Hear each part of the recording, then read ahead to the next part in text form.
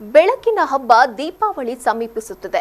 ಮನೆ ಮುಂದೆ ಸಾಲು ಸಾಲು ಹಣತೆ ಹಚ್ಚಿ ರಂಗೋಲಿ ಬಿಡಿಸಿ ಬಣ್ಣ ಬಣ್ಣದ ಗೂಡುದೀಪ ಆಕಾಶ ಬುಟ್ಟಿಗಳನ್ನ ತೂಗು ಹಾಕಿ ಬೆಳಕಿನ ಚಿತ್ತಾರದೊಂದಿಗೆ ದೀಪಾವಳಿ ಆಚರಿಸಿ ಸಂಭ್ರಮಿಸುವುದು ಹಿಂದಿನಿಂದಲೂ ನಡೆದುಕೊಂಡು ಬಂದ ಸಂಪ್ರದಾಯ.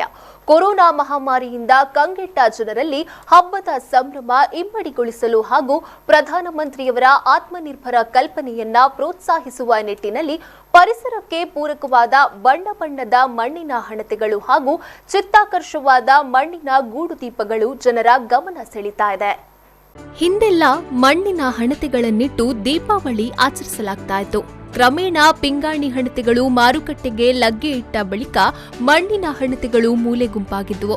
ಆದರೆ ಈ ಬಾರಿ ಬಣ್ಣ ಬಣ್ಣದ ವೈವಿಧ್ಯಮಯ ಮಣ್ಣಿನ ಹಣತೆಗಳೊಂದಿಗೆ ಮಣ್ಣಿನಿಂದಲೇ ತಯಾರಿಸಿದ ಗೂಡುದೀಪಗಳು ಮಾರುಕಟ್ಟೆಗೆ ಪ್ರವೇಶಿಸಿದ್ದು ಮತ್ತೆ ಮಣ್ಣಿನ ಕಲಾಕೃತಿಗಳಿಗೆ ಬೇಡಿಕೆ ಹುಟ್ಟಿಸಿದೆ.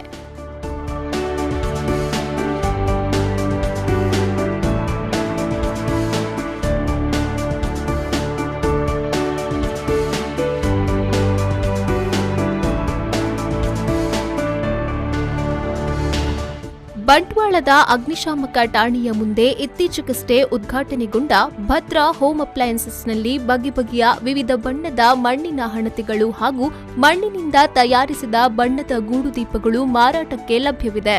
ವಿನೂತನ ಮಾದರಿಯ ಮಣ್ಣಿನ ಗೂಡುದೀಪಗಳು ಹಾಗೂ ಹಣತೆಗಳು ಜನಾಕರ್ಷಣೆ ಪಡೆದುಕೊಂಡಿದ್ದು, ಹೋಮ್ ಅಪ್ಲಯನ್ಸಸ್ಗಾಗಿ ಮಳಿಗೆಗೆ ಭೇಟಿ ನೀಡುವ ಗ್ರಾಹಕರು ಗೃಹೋಪಯೋಗಿ ವಸ್ತುಗಳ ಜೊತೆಗೆ ಬಣ್ಣ ಬಣ್ಣದ ಹಣತೆ ಹಾಗೂ ಗೂಡುದೀಪಗಳನ್ನು ಮನೆಗೊಯ್ಯುತ್ತಿದ್ದಾರೆ.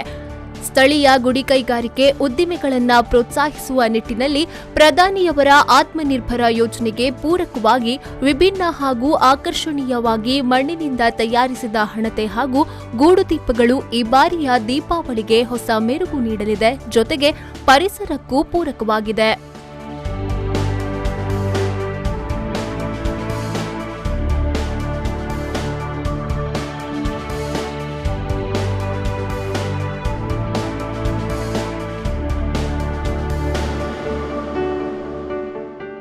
Sandeep Salian, V4 News 24/7 Bantwal.